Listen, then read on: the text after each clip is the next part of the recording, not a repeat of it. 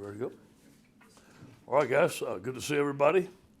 After a review of the film, first of all, our guys played hard. I thought they prepared very well. After looking at the tape, number one, as coaches, we need to put them in a better position to have success. And number two is when they're in the position to have success, they have to execute. Overall, though, I thought our players had a lot of want-to. There was a lot of mistakes made, and most of the mistakes can be fixed by coaching, getting them better. I take the responsibility of myself. We've moved on. We've watched the tape yesterday. We dealt with it, the 24-hour rule. Now on to McNeese. A little bit about McNeese. Obviously, they're coached by Frank Wilson, who I believe is one of the greatest assistant coaches that ever came to LSU. He's a great recruiter. I worked with Frank. He's a great coach. I'm glad he's coaching my son. I'm glad we're playing McNeese. I love playing in-state schools. I think that is good for the state, and we're glad that McNeese is coming to LSU. A little bit about McNeese. Obviously, we're playing spread offense. My son Cody's the quarterback. Josh Matthews, he and Josh have had a good career so far together. They are good players. Now, defense, Isaiah Chambers, All-American, outstanding rusher. I think he's a transfer from Houston. They play a 4-2-5 and a spread on offense. Out for this game is Sonny, John Trey, Austin Deckles, Ali Gay, and Cam Wire. All right, any questions? Oh, yeah, well, last thing, I'd like to thank all of our fans that showed up in Los Angeles. It was a great venue. I want to thank all those guys that came there, came to Los Angeles. Our team, myself, we really appreciate it. We look forward to playing in Tiger Stadium. Look forward to Tiger Walk being full. We look forward to Tiger Stadium being full and get back on a winning track. Any questions? Hey, Ed, I have two. I'll start with the second one that just popped because the offensive line.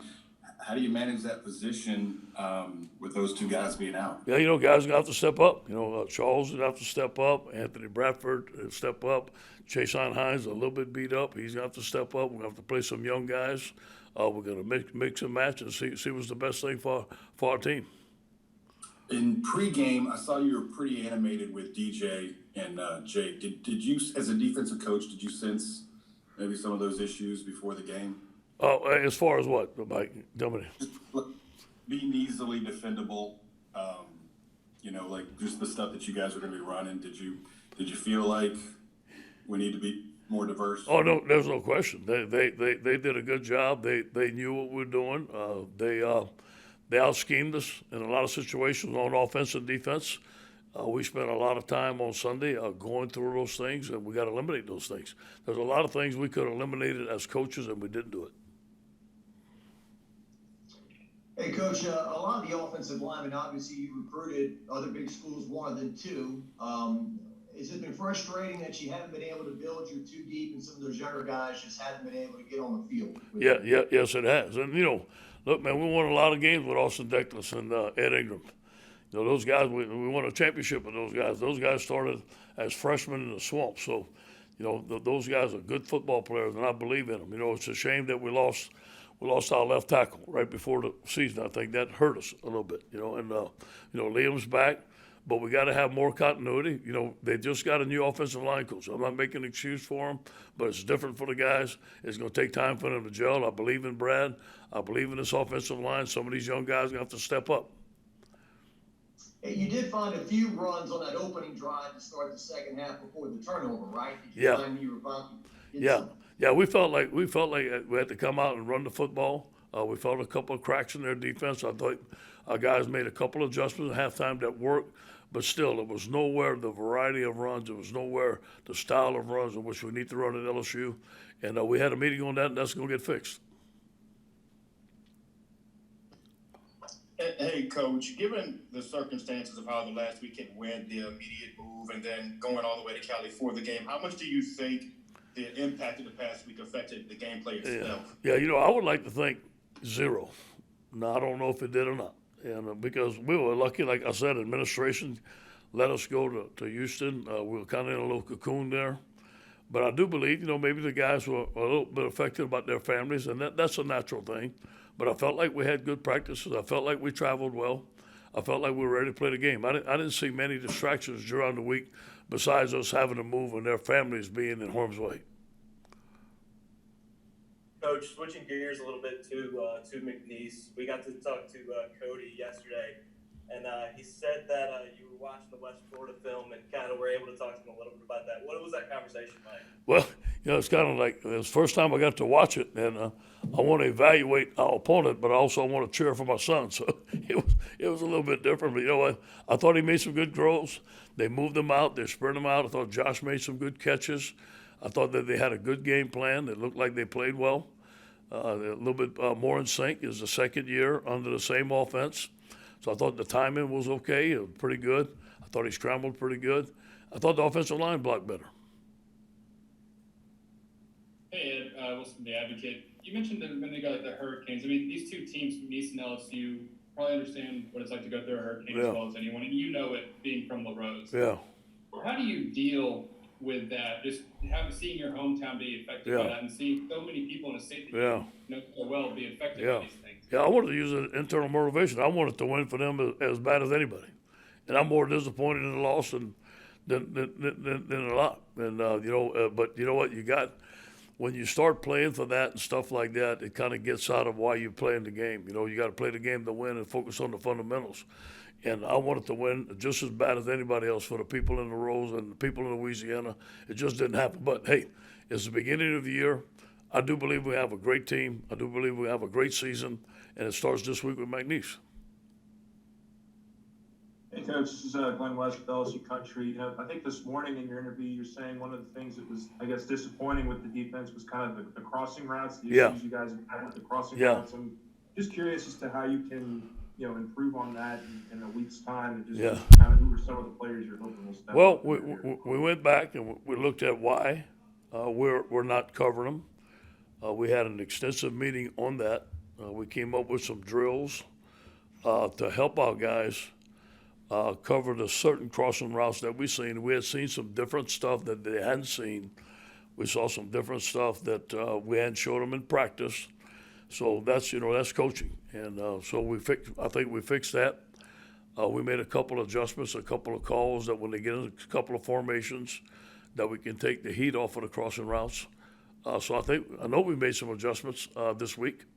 I saw live action the first time with our defensive coordinator, so he's got to learn our players got to learn our defensive coordinator, and we got to make a big jump this week. Coach Mike Scarborough with TigerBait.com. How lengthy is the list of things that you have to get fixed in a hurry, and what are going to be the few easiest things that you're going to be able to fix the quickest? Yeah, I think that when you look at the film, the thing I was most pleased with the effort and the want-to of the players.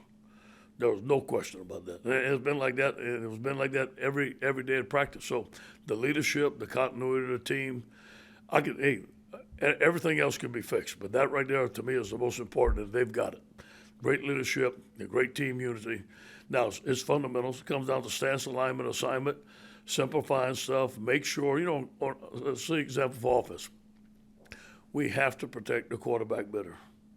Whatever that takes to protect the quarterback, we cannot let our quarterback get hit. And we got to have short, easy throws to put the ball in our playmakers' hands in space and let them make plays. So that, and have a more variety in our run game. So we got to get that going. On defense, we got to be able to stop the run.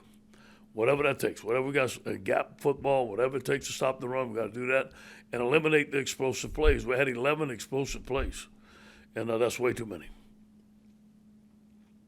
Yeah, just to kind of follow up on the offensive line. I mean, is there like a clear thing that's pinpointable that needs to be fixed, or is it more just about continuity and guys needing time together? I think there's some. We need to help them out in the variety of runs that we run. I think if you only run one or two runs, people are going to key in. They know what you're running. They're going to overload the box, and they practice those runs, and here they are. And, they get coached too. I think that the more we can get the ball outside with our players, the more we can have gap schemes, the more we can help our offensive linemen out, the better we're going to be. I think it starts with us as coaches. We got to help them out.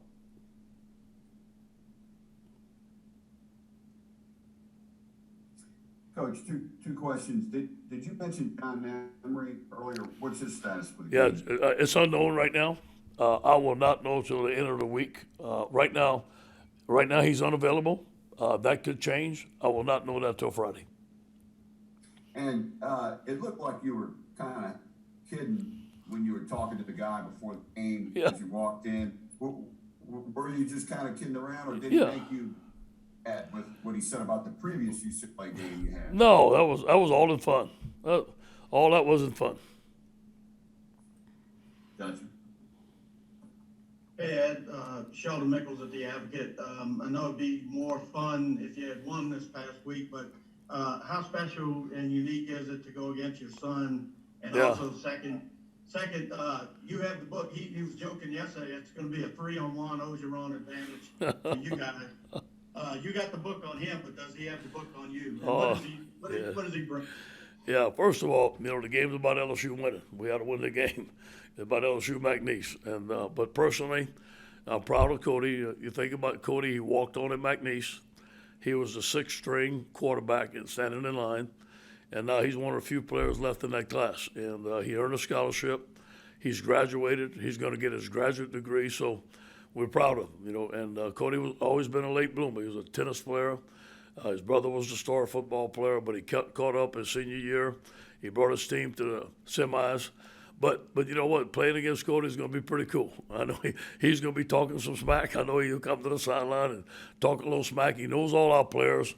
He's excited to play in Death Valley. For a guy, a quarterback from McNeese to come to LSU and play in Death Valley, he's really excited about that. But once the game starts, it's going to be competition. I'm the head coach at LSU, and he's the quarterback at McNeese.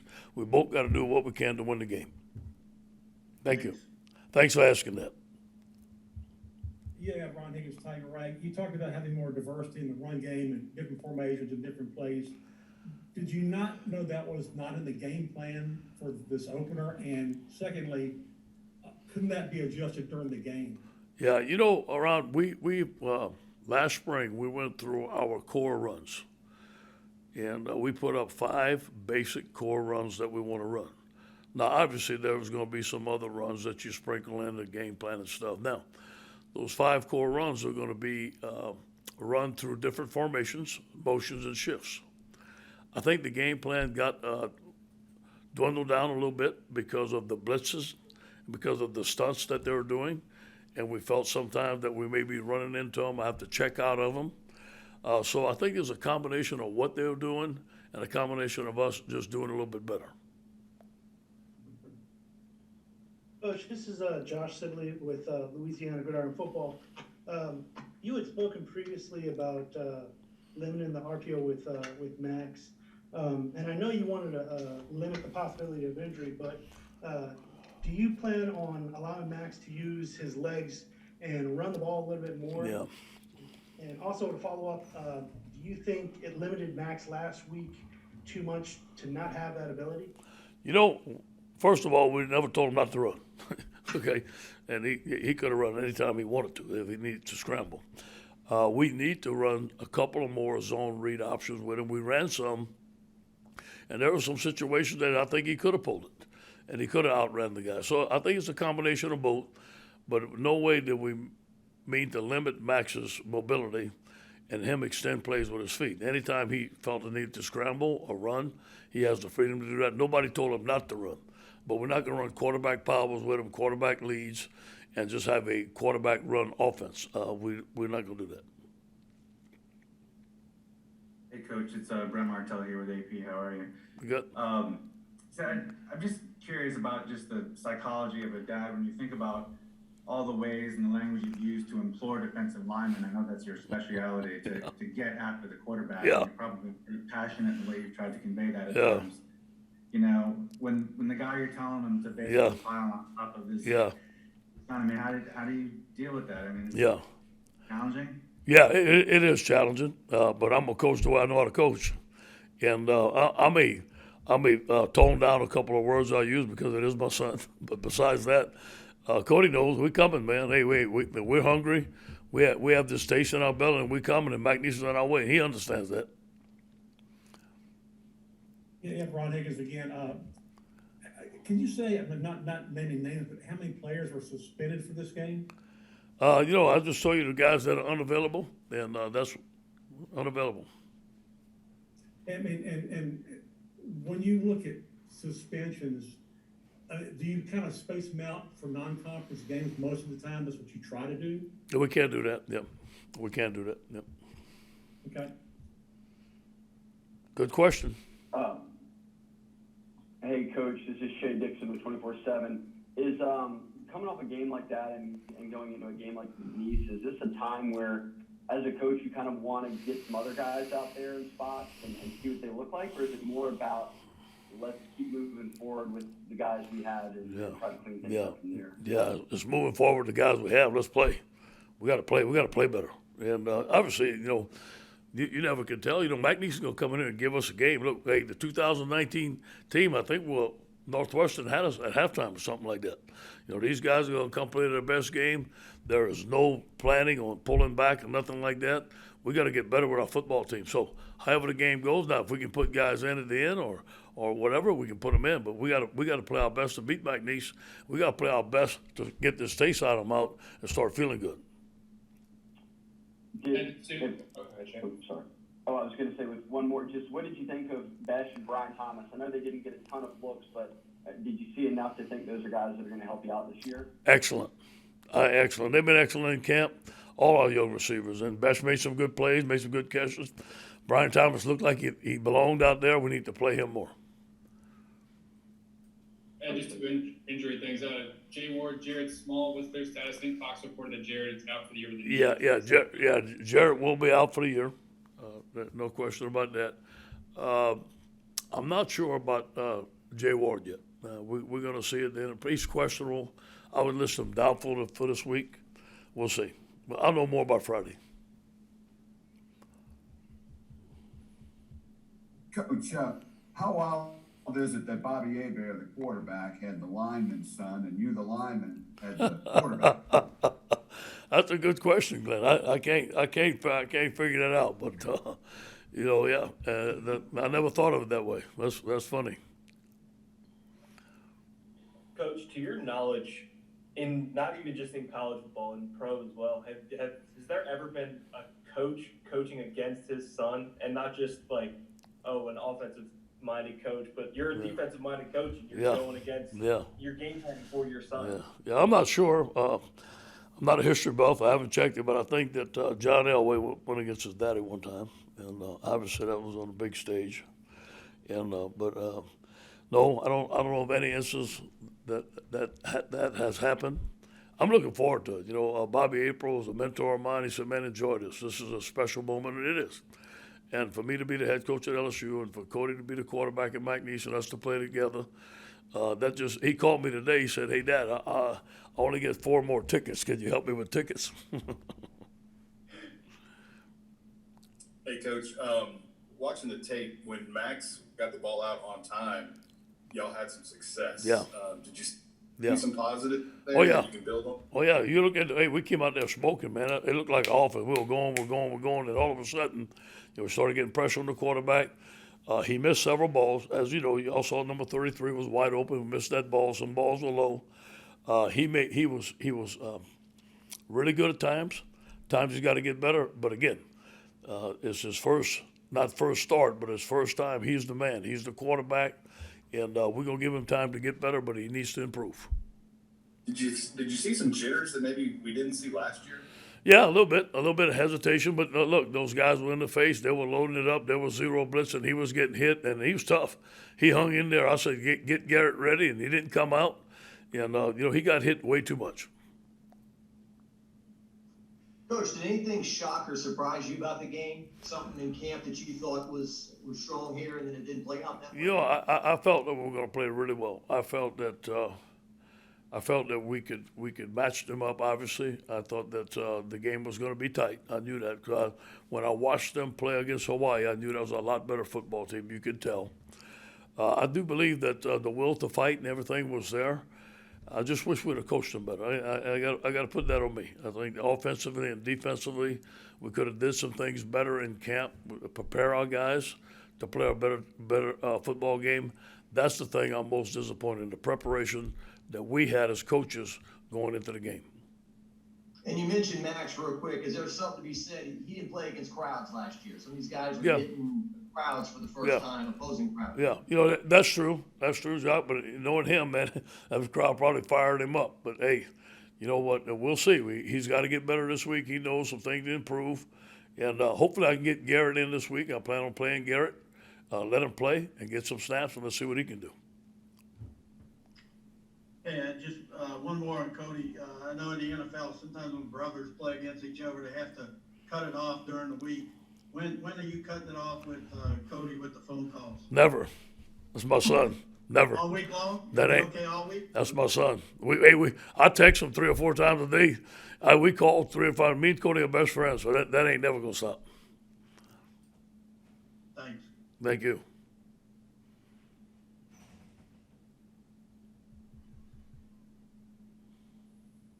Anybody else? Hey, Coach. This is William with Tiger. I got 2 parts. I want to ask you in relation to solving some of the crossing route issues. Is it more of a playing more zone? Is it personnel? You got to get better. Get different personnel on the field. Well, as far as the crossing routes, I do believe is zone. Sometimes we have some match zone principles that we have to look at, see if our guys can trust their keys and get it. They were showing some different keys that were putting them in a confusing situation that was allowing those crossing routes. And we looked at it, and we looked at the terminology and what we're doing. So we fixed a couple of things this week. We made some adjustments if they get that look again, and hopefully that we can cover them. And second of all, just any consideration that you might want to get Nussmeier a series or so, and maybe Corey Kiner a series, that kind of thing? Yeah, no question. I want those guys to play. Kevin wanted to put in Corey last week, but it just wasn't an opportune time. The kid deserved a chance, but we just couldn't afford him going in there with the game like it was. Those guys I plan on playing this week for sure. Yeah, Brett wanted me to ask you if you'd ever had a opposing quarterback ask for extra tickets. No, I never had no way. That is fun. I had a question, and it goes back to the coaching, and I just wonder how much of this can you really only fix in hindsight? And, at the beginning of the year, you said you wanted to be more involved and you were going to fix the things when you saw them go wrong. Yeah. Obviously, you have your opportunity now. Yeah. Is it one of the things where, man, obviously if you'd known you'd done it sooner, but you really couldn't know until you saw what your team was? Exactly right. You're exactly right. And look, they gave us some challenging stuff, tackle over stuff, end over stuff. Almost every down was a slide to front, adjust the back end, and they were going fast. So it was a challenging offense. We knew that going into it. I wish I'd have prepared the team better. Now that I knew what he was doing, I think I could have showed the team more of that. So that falls on me. But all the things that we saw on tape, we spent 8 hours on the tape on Sunday, are all fixable. Everyone can be fixed. Coach Scooter Hobbs in Lake Charles, you were at every McNeese game last spring. What difference did you notice from watching the tape of their opener? And also, how much time has Cody spent around LSU's practices and stuff? Yeah. Well, first of all, I do believe that they were more in sync. I thought on offense, I studied the offense more, obviously, because I'm a defensive coach, and I thought they got rid of the ball quick. They moved Cody around. They sprint him out. They had some boots, which is his strength. I thought they caught the ball well. I thought they had a good plan. Cody comes around here all the time. Our players love him. He's at our practices. He comes to our practice. Frank Wilson, their staff came to our practices. Cody comes throw the football on the field here. So he's a member of my family, just like anybody else. He's around. Hey, Coach, this is Josh Sibley again. What is the status of Coy Moore? He seemed to have success on big third down in the first half, and kind of seemed to disappear in the second. Yeah, well, he doesn't need to disappear. We need to find him, and he's good. He's okay. Yeah, he had a nagging injury throughout the summer, but is fully healthy now. He's in good shape, and there's nothing wrong with him. So, yes, we do need to get the ball to him. We need to get the ball to Keyshawn Butte earlier. I thought he had a fantastic night with 9 catches, whatever it is. The guy's a dynamite player, but we need to find him early. Okay. Thanks, Coach. Thank you, guys. Go Tigers.